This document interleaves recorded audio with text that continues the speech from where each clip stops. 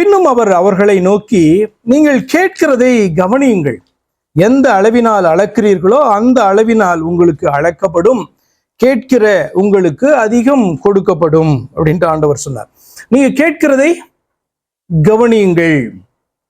நல்லா கவனிச்சா, நல்லா கவனித்தா நல்லா புரியும்.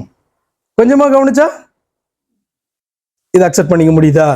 அப்ப ஆண்டவரும் அதான் சொல்றாரு. என்ன அப்படின்னா, நீங்க கேட்கிறதான காரியம் சீரியஸான விஷயம் அப்படின்னா நல்லா கவனிப்பீங்க. நல்லா கவனிச்சிங்க அப்படின்னு சொன்னா நல்லா புரியும். நல்லா புரிந்தா நல்லா கீழ்ப்படுகிறதற்கு அது ஏதுவாயிருக்கும்.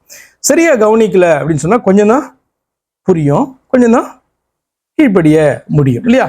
அப்படிதான் ஆண்டவரிடத்துல கேட்கிறதான காரியம்தான். ஆண்டவர் பாத்தீங்க அப்படின்னு சொன்னா, என்னுடைய இருதயத்தின் நினைவுகளை அறிந்திருக்கிறார். வாயிலே சொல் பெறுவாததற்கு முன்பாக அவைகள் எல்லாம் அறிந்திருக்கிறார். அதனால் நான் ஏன் கேட்கணும்?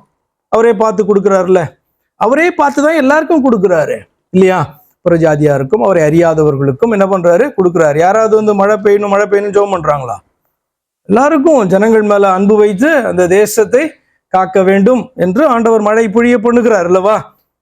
அப்ப அதே போல தேவனுடைய பிள்ளைகள் கேட்கலனாலும் ஆண்டவர் கொடுப்பார் தான். ஆனா அதிகமா கேட்டீங்கன்னா அதிகமா கொடுப்பார். எதை மீன் பண்ணுது? நீங்க அதிகமாய் கேட்க வேண்டும் என்பது, நீங்கள் அதிகமாய் தேவனை நம்பி கேட்கிறீர்கள். ஆரம்பத்திலே ஒரு காரியத்தை கேட்டேன், கர்த்தர் நன்மை செய்தாரா அப்படின்ட்டு. நன்மை செய்தபடினால்தான் நீங்க ஒரு மாசம் கழிச்சு இங்க உட்கார்ந்துருக்கீங்க, நானும் பேசிட்டு இருக்கேன் இல்லையா? அப்ப அதெல்லாம் நன்மை தான். ஆனா அதை பெரிதாக நம்ம இழக்கிறது இல்லை. பரவாயில்ல. என்னோட சொன்ன சில காரியங்கள் நம்ம எதிர்பார்க்கிறோம், அந்த காரியங்கள் நடக்கும்போது கர்த்தர் எனக்கு நன்மை செய்தார் என்று சொல்லுகிறோம்.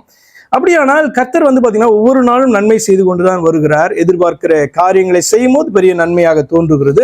இன்னைக்கு இல்லைன்னா அடுத்த நாள் என்ன பண்ண போறாரு? செய்ய போறாரு. நம்ம அவரை நம்புகிறவர்களை ஒருபோதும் ஆண்டவர் என்ன பண்ண மாட்டாரு?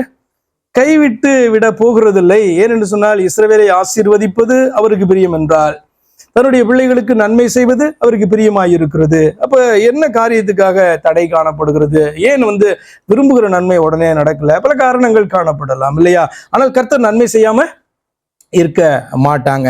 சரி, அதே போல இந்த இடத்துல கேட்கிறத கவனிங்க. எந்த அளவினால் அளக்கிறீர்களோ அந்த அளவினால் உங்களுக்கு அளக்கப்படும், கேட்கிற உங்களுக்கு அதிகம் கொடுக்கப்படும் என்று சொல்லுகிறார். சரி, அப்ப நம்மளே ஒரு ஸ்கேலை வைக்க கூடாது. கேட்கறதுக்கு என்ன பண்ணணும்? முழு செவியை திறந்துடணும்.